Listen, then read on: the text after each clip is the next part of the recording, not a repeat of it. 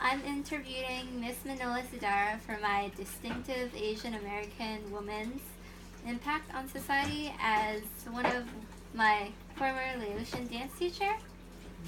And thank you for letting me interview you.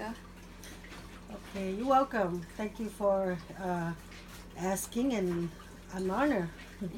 I'm very kind of, blush that I didn't know that I'm distinguished. But however, I'd like to introduce myself. I am Miss Manola Sidara. I'm 47 years old. I have been into the United States as an immigrant here since 1980. And I came here when I was 10 years old. And I now reside in here, West Hartford, Connecticut.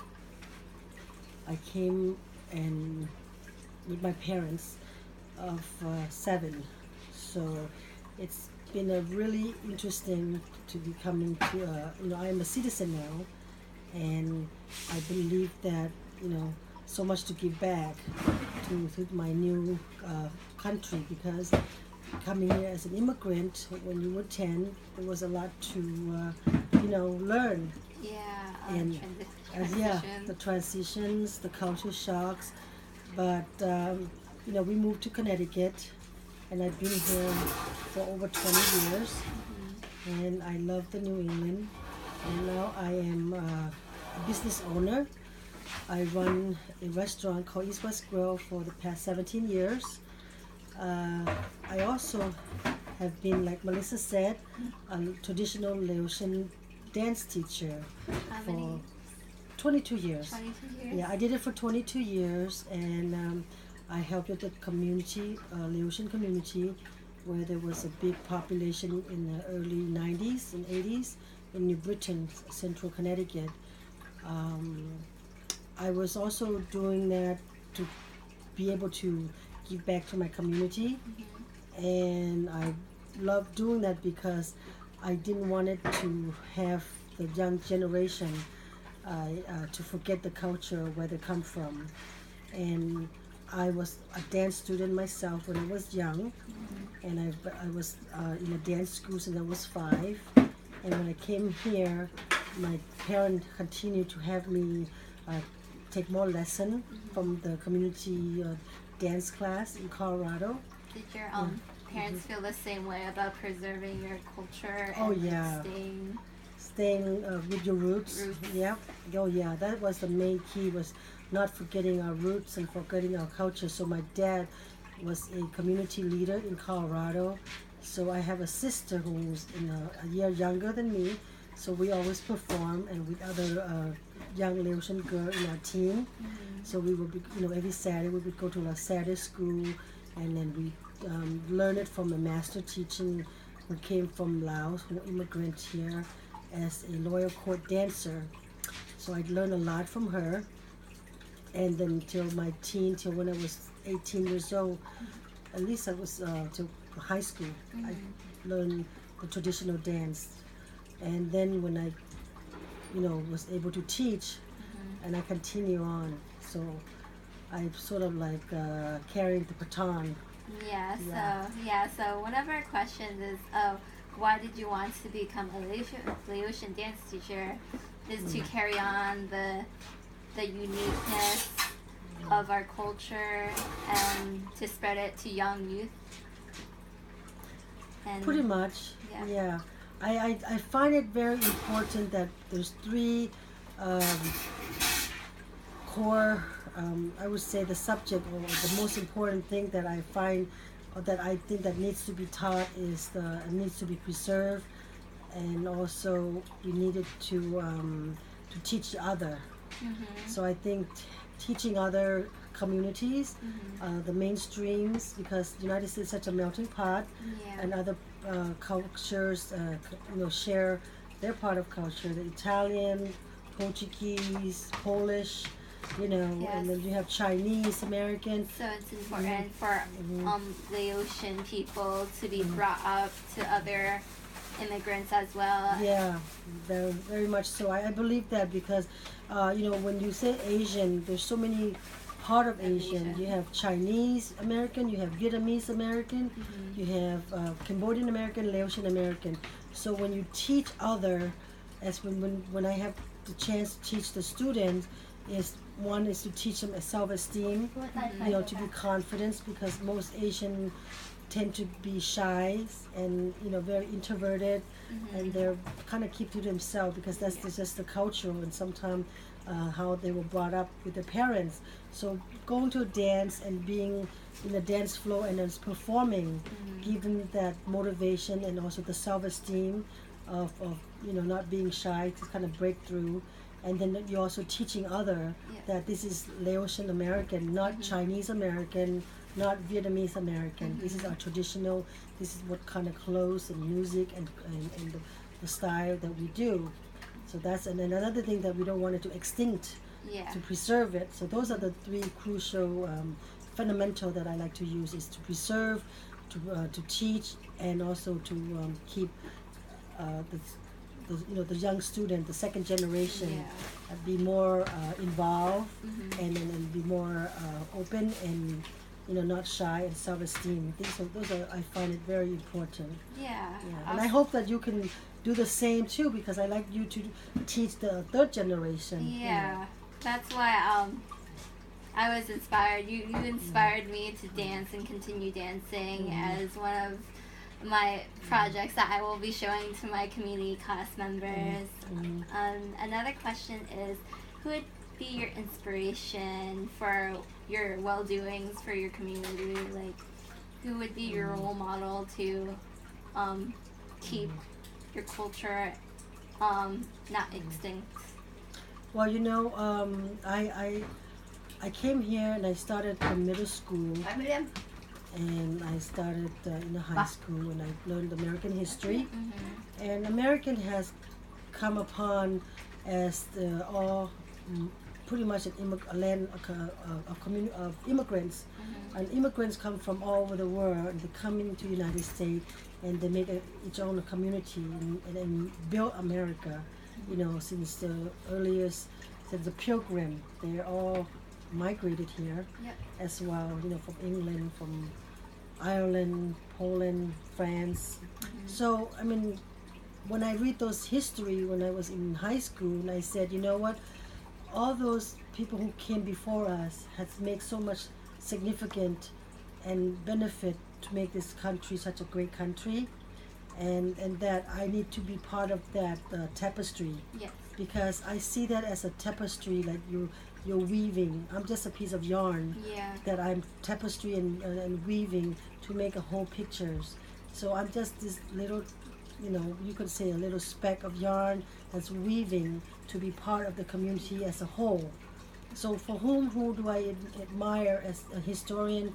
I mean, there's many great women in the past who fight for civil rights, who fight for equality and all those. They don't have to be Asian American.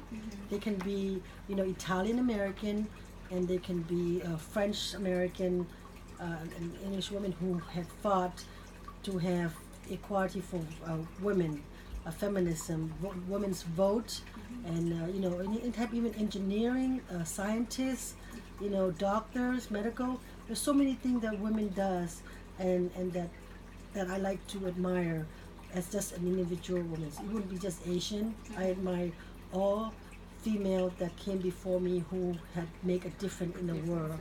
Yeah. Thank you. That was wonderful. How do you feel about your culture today? Like, how do you feel about Lao and Lao's tradition today in society? Well, our population is not as in terms of numbers, we're not that great in numbers like Asian. We're part of the minority of the Asian community because there are Chinese American and Vietnamese American. They're up there in terms of numbers.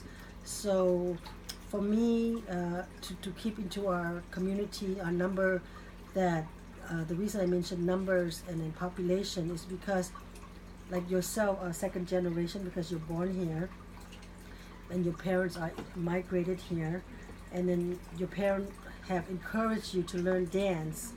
And so the third generations, hopefully that you would teach the younger one.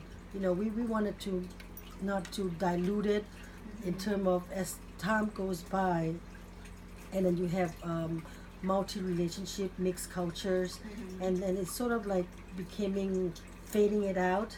So we kind of, we're surviving, and then I don't think that is strongly that in terms of having the community to be like all peer, because we come here, and that we just meet with so many wonderful people, and your kid would marry off with African American, Hispanic, or Caucasians. We kind of blend in the mainstream, so it blends in, and hopefully that they know their roots, that okay, my grandparents came from Laos, and this is the picture. This is my aunt, or this is my mom, who used to be a Laotian dancer. So I hope that we do something to keep some of the memory alive. If the children are not actively involved, so just the memory to keep it alive. Yes. That also ties in with our other question: what would you want to see in the future? Which you talked about, which was keeping cultural alive. Yeah. In memories or in actions, and hopefully an involvement in your own community. Yes. You also touched base with our other question: what do you wish younger generation would do about their roots right now?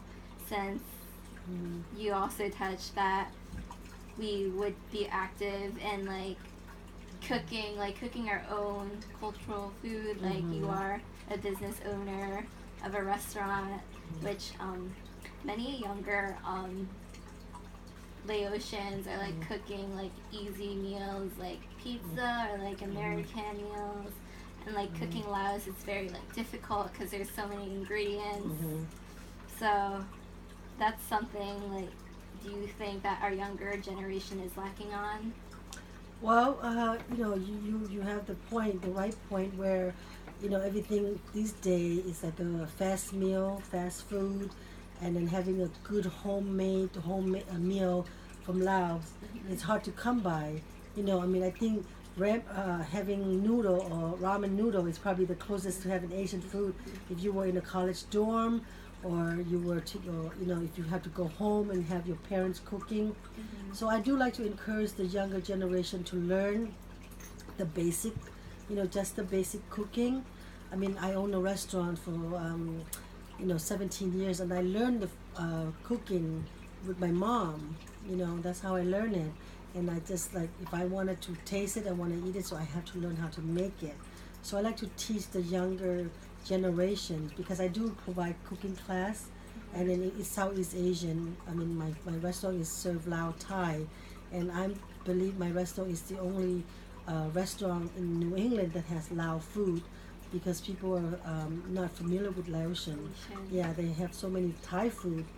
And again, I do cooking class there, and I hope that my daughter, or even yourself, once you taste it, and then you would ask, said, how would you do this, and how do you, kind of research, and hopefully that you would be an entrepreneur and then create a package like what we would sell for the mainstream, and could be easily made at home. I think that would be my goal, to see a younger generation, because I'm a pastry chef by trade. And I'm not opening a bakery, I'm opening a restaurant. So that's why, and I was a pastry chef by a French pastry, a European pastry, not Asian pastry. So that was my trade, what I went to school for. And in the same time, I thought, well, I wanted to keep my tradition of my food, to share, not just the culture of dancing, but also the food.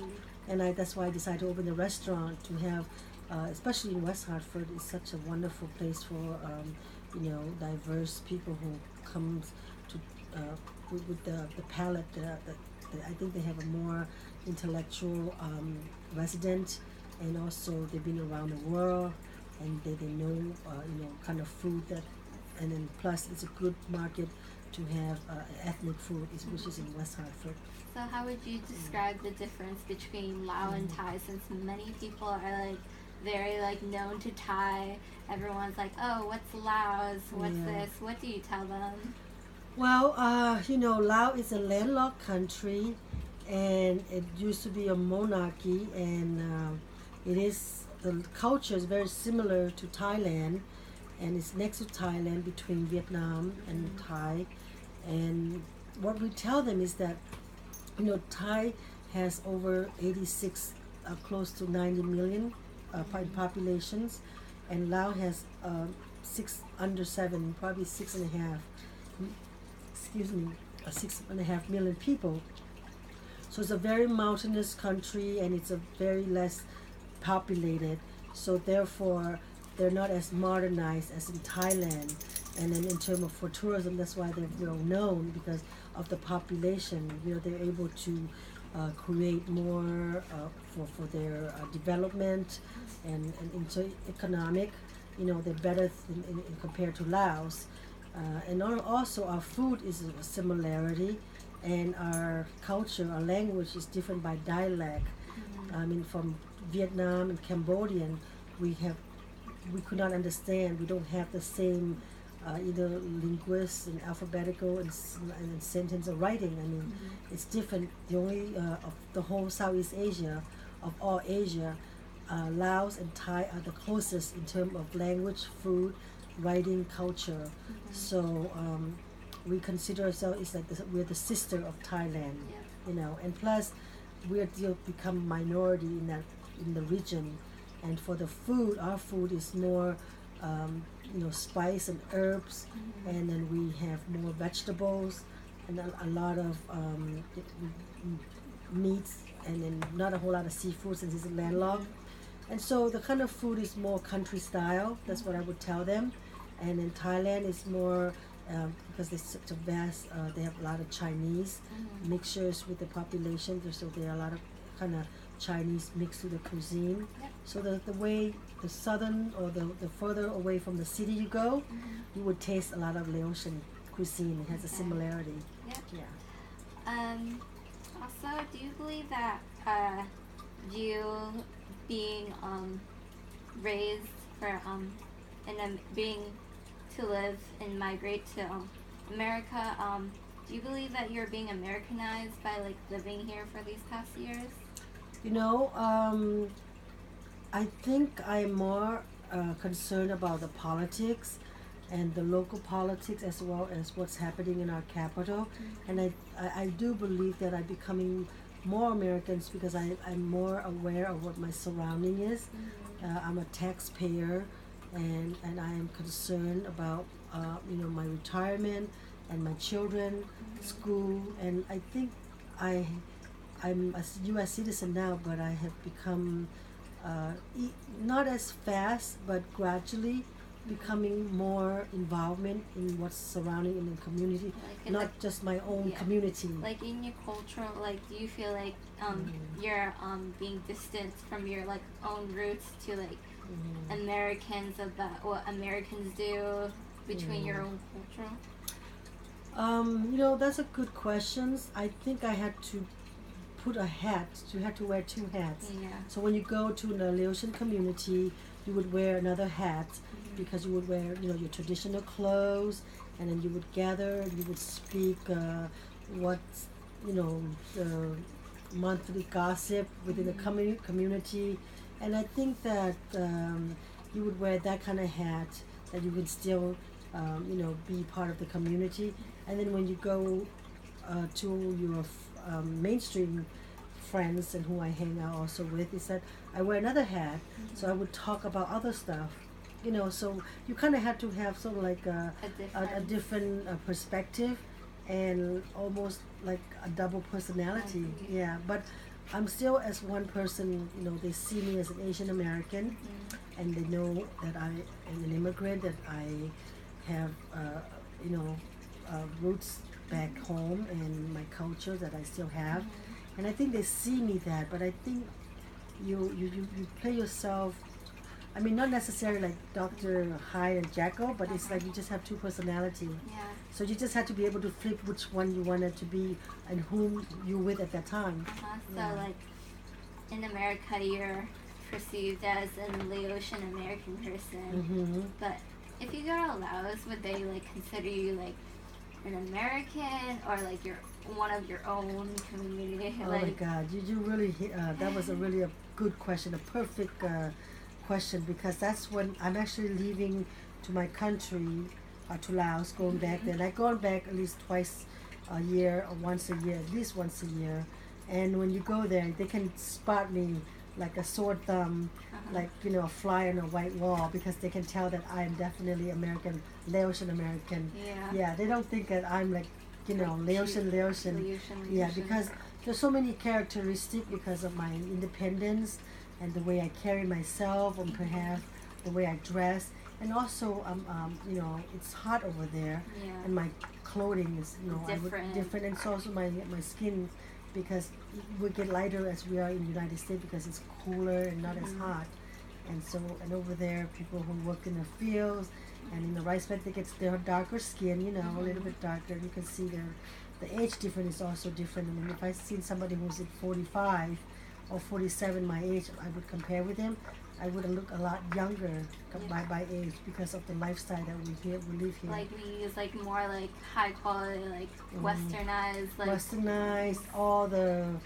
protein that we eat here, and all the vitamin that's been in the foods, all the medicines, the modernized, and it's just that it is a lot better here in terms of nutrient, nutrition, and all the stuff that we have here that doesn't make me age as well as much. Third world as a country. third world country. Yeah. So. Okay. Our second to last question is: do you believe that Laotian women made an impact on society, and how so?